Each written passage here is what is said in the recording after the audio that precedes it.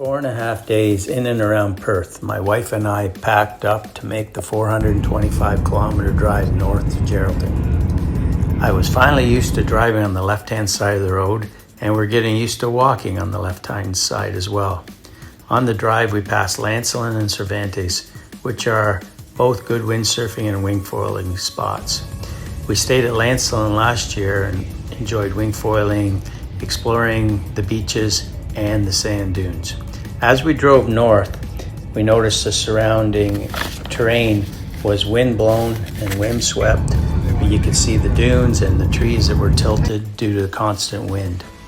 Once we arrived at Geraldton, we started to explore the area close to our rental house.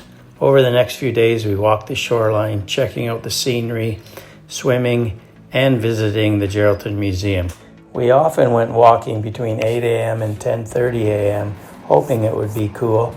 There was always a breeze, but a couple of the days it was still over 40 degrees Celsius. So it was nice to see the new infrastructure north of the center of town with very wide walking trails so that bikers, scooters, walkers, as well as dog walkers could all fit on the same trail, where there were also many drinking fountains, shaded areas, and trees to get out of the sun.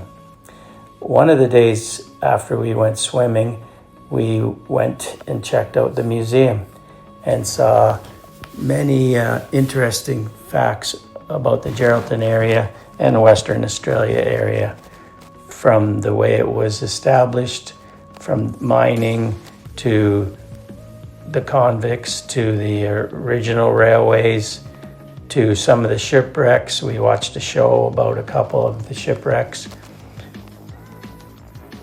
We saw things about the Aboriginals. This was some of the art that was out along the trail.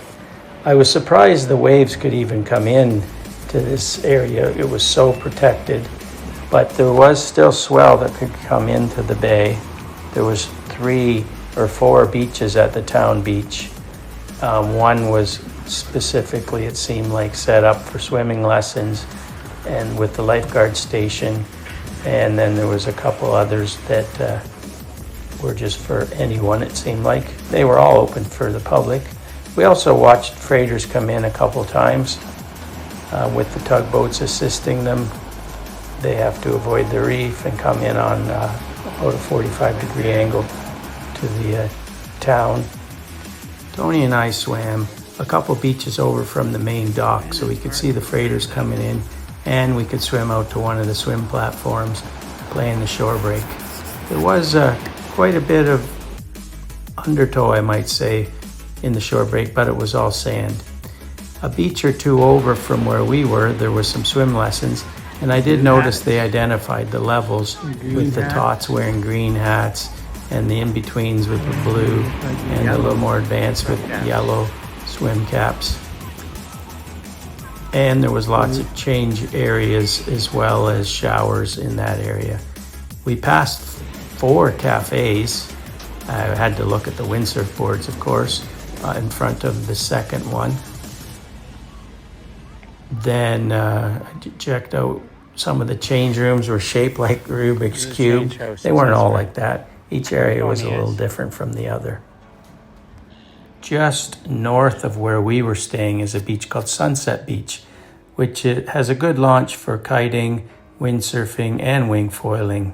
It has a nice grass rigging area, good amount of parking, bathrooms, and has some set waves come in, not as many as Lancelin and Coronation Beach, but the waves do come in here once in a while. Doesn't seem to be quite as much as those other places I mentioned, but it is very close to town. We did drive to Coronation Beach the most. It was about 30 kilometers north of Geraldton, and it had 3 distinct sections to it.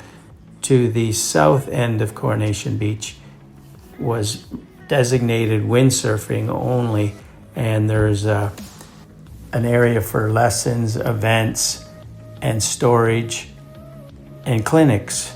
And in the middle, there's more of a deep channel where the wingfoilers seem to go.